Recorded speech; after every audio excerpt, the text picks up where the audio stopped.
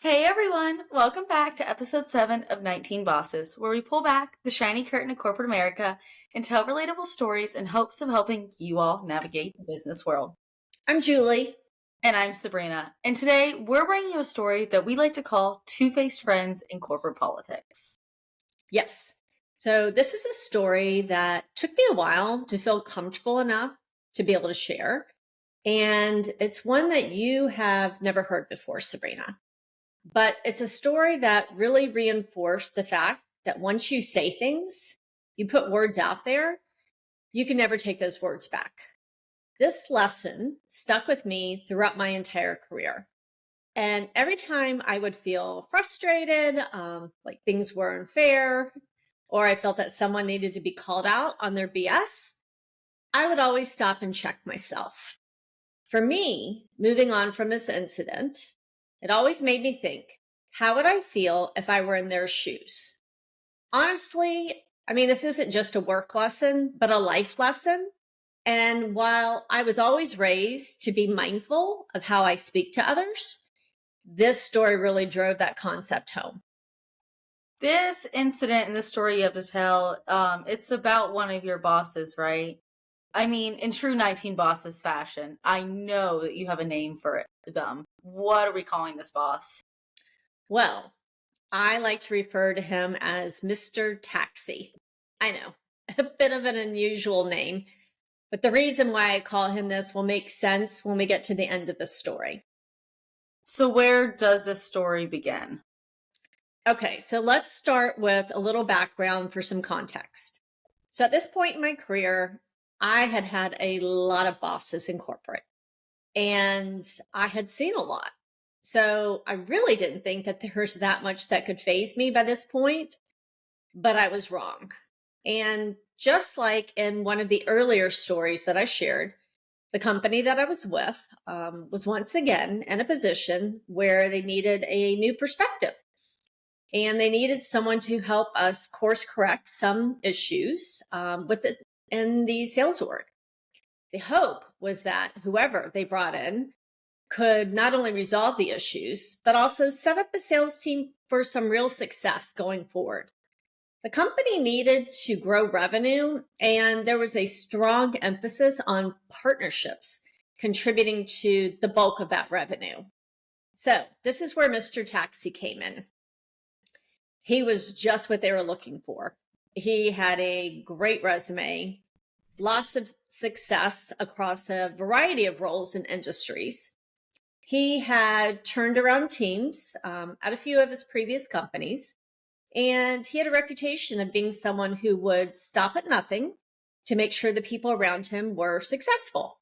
Honestly, I was really, really hopeful at the time. Did you have any reservations at all? Of course, yes. But what would worrying about what could go wrong do for me? It didn't seem worthwhile to focus on the potential issues that could arise. Something that I thought was really a promising sign for Mr. Taxi was when he joined, he spoke to each one of the salespeople.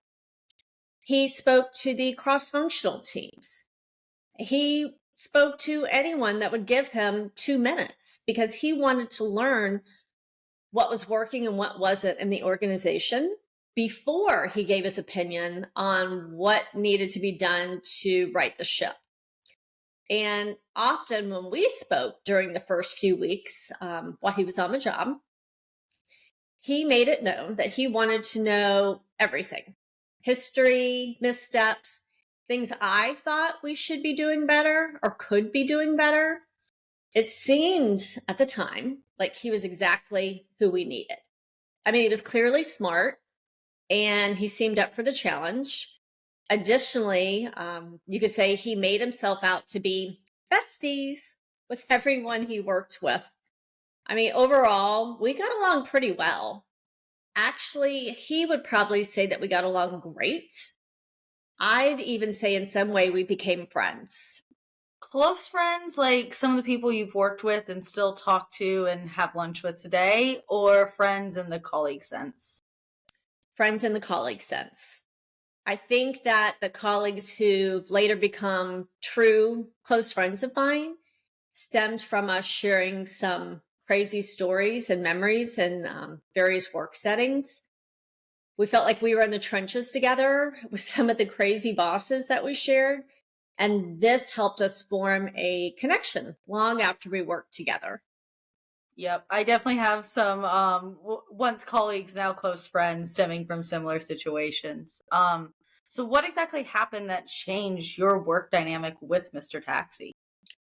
Well, so some of the partnership deals that I was working on were key to helping us continue to grow and, more importantly, helping us to evolve and become a true powerhouse.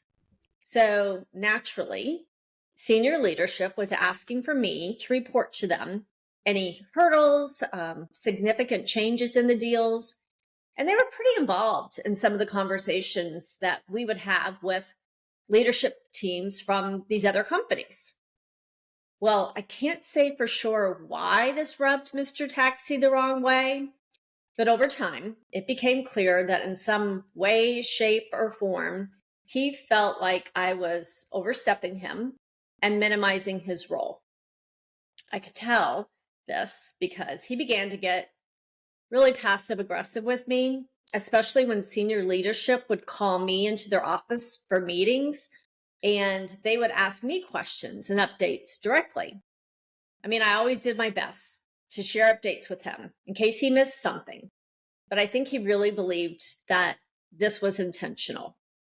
So, fast forward a couple of months, and Mr. Taxi and I had just flown into a city to meet with one of these potential partners.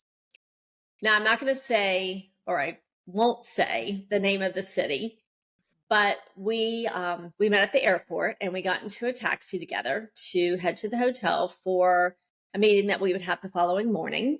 And unfortunately, I mean, this is just where things got really ugly. Now, I didn't know this prior to our trip, but apparently before he left for this trip, senior leadership had told him that if he had any questions about a big deal that we were working on, that I would be the one who could bring him up to speed and fill him in. Now, normally this shouldn't be a big deal, as to me at least.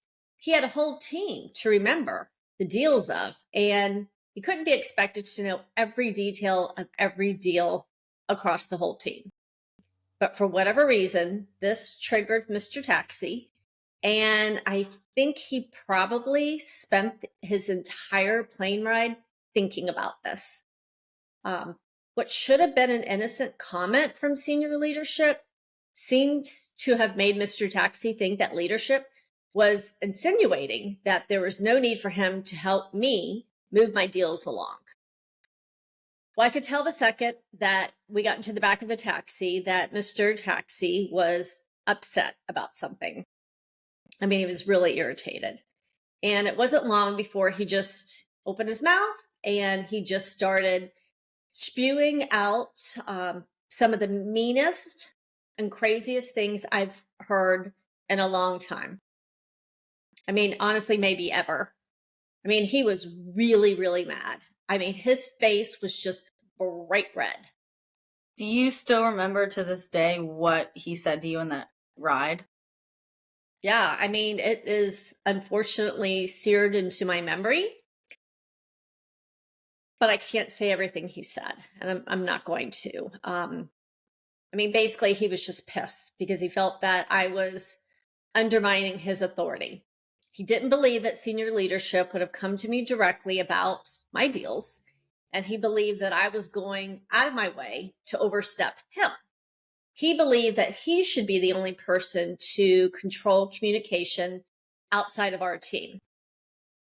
Additionally, if I remember correctly, he told me I was scheming for his job and trying to undermine him as a way to get his job. I mean, I really could not believe my ears. I had never had anyone talk to me this way, ever. And it didn't matter to him that I had worked with some of these leaders for years. Or in this case, it really wasn't an intentional conversation. Senior leadership was asking me for updates, and I wasn't not going to give it to them. I even made sure to always try and include him when I could in those conversations. I mean, logistically, sometimes this was impossible. I mean, we were all in different locations. We were all constantly traveling. But I always told him exactly what had transpired with any of the conversations that I had had with partners, senior leaders, or otherwise.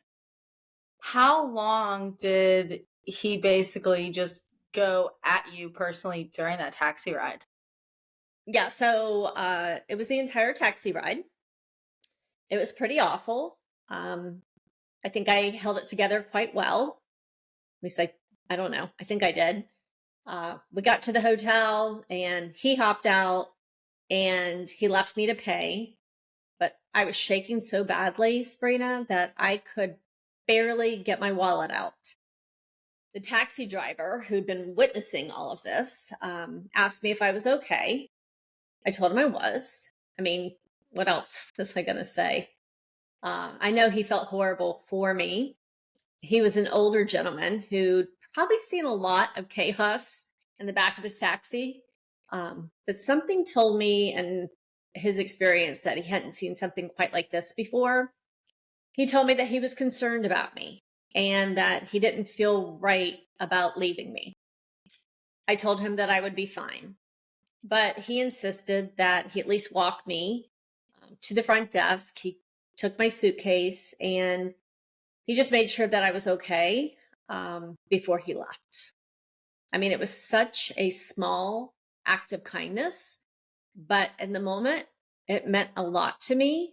And honestly, it still does. Yeah, I mean, I can hear in your voice just when you're retelling, especially that part, like, you know, I don't know if fawn's the right word, but just like I can definitely tell that you, out of all of the horrible things that happened, you think very highly of this man. And I'm glad that he took care of you in that moment. But I have to ask, I mean, did you book a flight straight home? Did you, in one way or another, tell your boss, F you, I'm quitting? I mean, there is absolutely no way that you kept working for him, right? Well, Sabrina, I had no choice but to stay. I mean, there was a big presentation the following day, which was the whole reason that we were there to begin with. We were trying to get a deal finalized.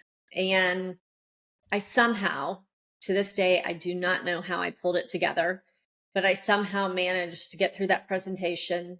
And then I left. I could not get out of there fast enough. Looking back on this incident, do you think that there were other factors that led to Mr. Taxi losing his temper on you?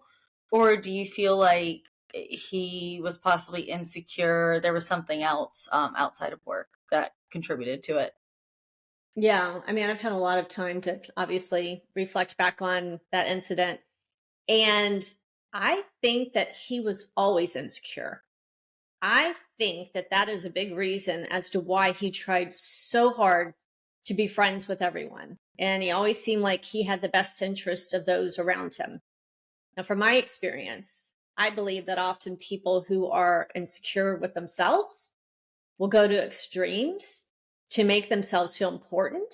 And when they have the slightest inkling that they aren't, that it's just not working out for them, well, they don't always have control over how they express that insecurity. So, Gotcha. Gotcha. I mean, do you think, and I know earlier you mentioned that the company needed to turn stuff around, but do you think that possibly Mr. Taxi had senior leadership and C suite also pushing on him regarding the team's performance? And that had any contribution into how he spoke to you? yeah, I mean, of course. But in sales, and you know this, there's always pressure. And he'd been in the game long enough to know what he was getting himself into. And he also knew how to spin a positive narrative about why changes weren't happening immediately. Now, I'm not saying that he didn't have pressure from maybe underperforming, but I don't think that what was said to me and about me and that taxi ride had anything to do with the pressure you felt from the business side of things. Did you continue to work for him? Well, that is a story in itself. Let's just say that the fallout of this situation wasn't smooth or easy in any way, shape, or form. So earlier on, I know you had mentioned that this specific experience impacted the way that you spoke to others throughout your career and even your personal life. Do you care to elaborate a little bit more on that? Sure. I mean, how he spoke to me in that taxi left an impression on me that I will never, ever forget. Words hurt. And what someone says about you can rattle the self esteem of even the most confident person. For me, it really changed how I spoke to people around me: bosses, colleagues, my family, friends. Having been through that situation, I found myself often checking myself when I wanted to say things out of frustration. Now, no one is perfect. And I still maybe say things that I wish I hadn't. I'm sure your dad would agree with that. But more often than not, when I was really upset with someone, I would remove myself from that situation, so that I could get a cooler head and really then go back and address what needed to be discussed or taken care of.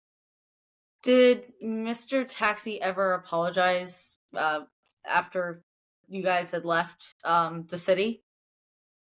Well, not exactly. He did acknowledge that he was out of line.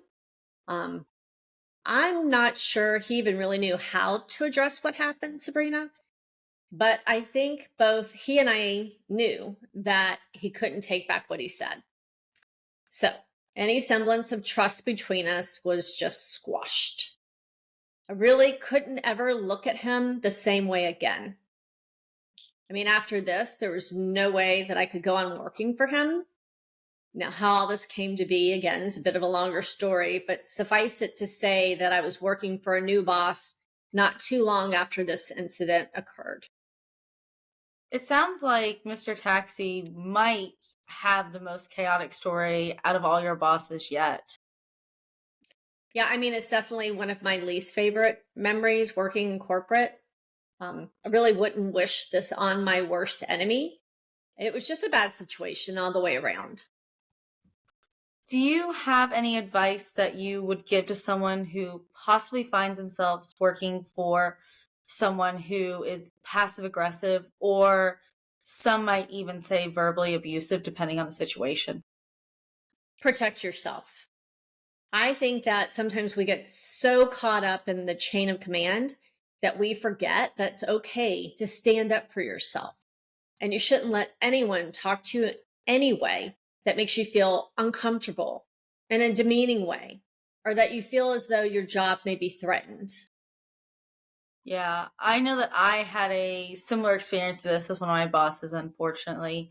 And one of the things that you taught me that I've taken throughout the rest of my career is to jot down the approximate times, date, setting, and any pertinent surrounding conversations that happened when and if you begin to see a trend of this passive aggressive or potentially verbally abusive behavior from a leader. I would like to note, while doing that doesn't ensure that you're protected if or when things escalate through the proper channels, doing this does allow you to show that there is an ongoing trend and you have those references to refer back to regarding what occurred if and when that investigation happens internally. You're absolutely right about that, Sabrina. And I know that we plan to dive deeper into that story and lessons learned in an upcoming episode. Is there anything looking back that you would like to say to Mr. Taxi? Well, yes, of course. But as I've shared throughout the story, some things are best left unsaid. Yeah, you're right about that. I think one thing you've taught me as well is sometimes, depending on the situation, taking the high road is better in the long run. Um, you know, I think we've kind of covered a lot in this story, but next week, the story that we're going to be sharing is about one of your favorite bosses. If I remember a little bit about them, they left a really positive impact on you and your career. Is that correct? That is correct. Mr. Earlybird, one of my favorite bosses. He was a leader who really taught me how to instill confidence in those around me. Wow, I love that. And it's going to be awesome to hear one of your another good leader story that you do have to share. And I'm sure that this is going to be filled with some really great takeaways for anyone who tunes in. On that note, everyone, thank you so much for joining us this week, and we hope to see y'all again next week. Thanks, everyone. Take care.